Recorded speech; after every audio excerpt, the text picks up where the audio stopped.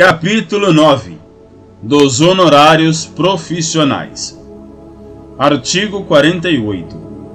A prestação de serviços profissionais por advogado, individualmente ou integrado em sociedades, será contratada preferentemente por escrito. Parágrafo 1º.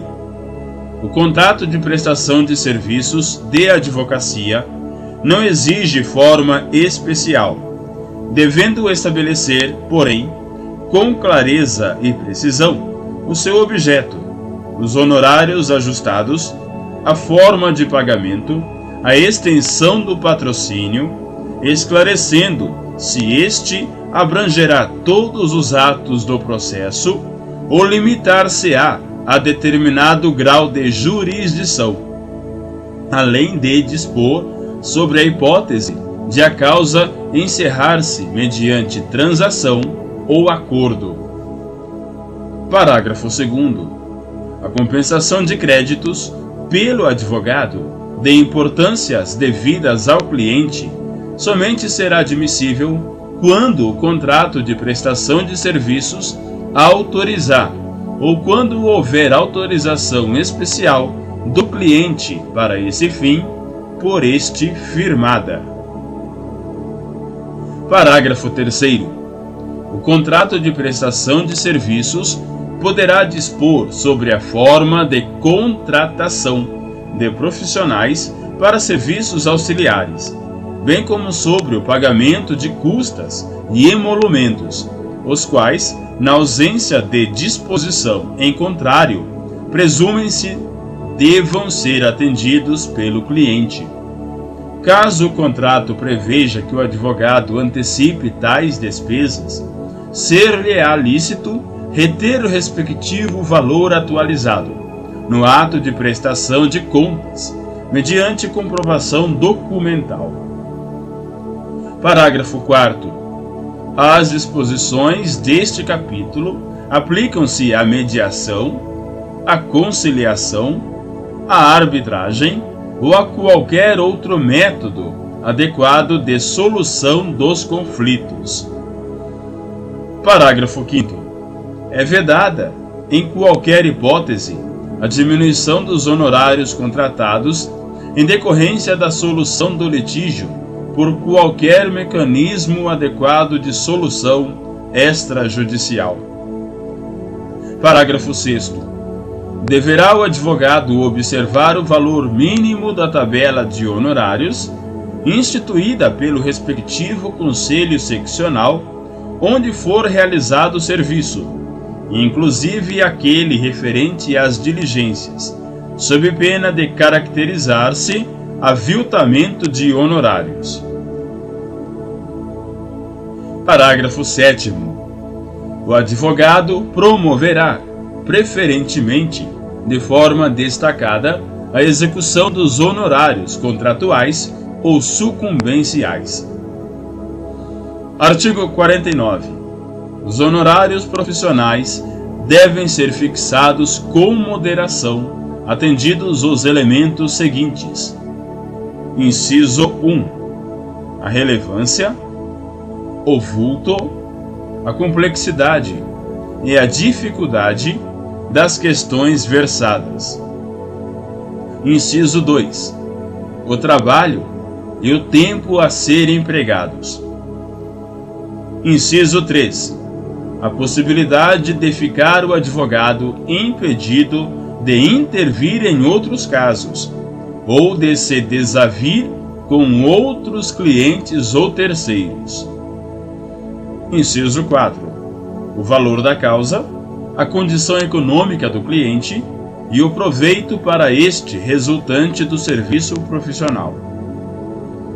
Inciso 5. O caráter da intervenção, conforme se trate de serviço a cliente eventual, frequente ou constante. Inciso 6.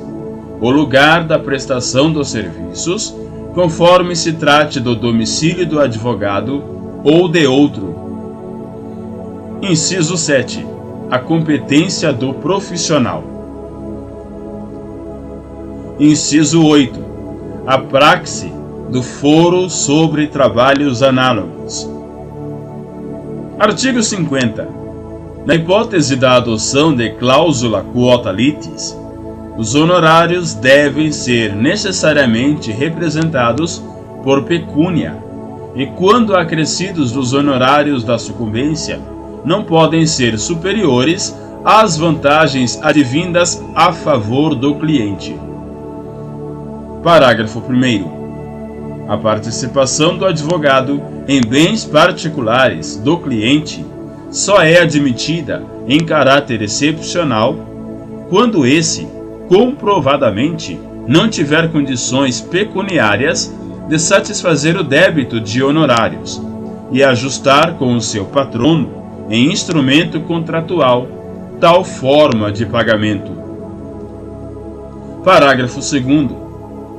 Quando o objeto do serviço jurídico versar sobre prestações vencidas e vincendas, os honorários advocatícios poderão incidir sobre o valor de umas e outras, atendidos os requisitos da moderação e da razoabilidade.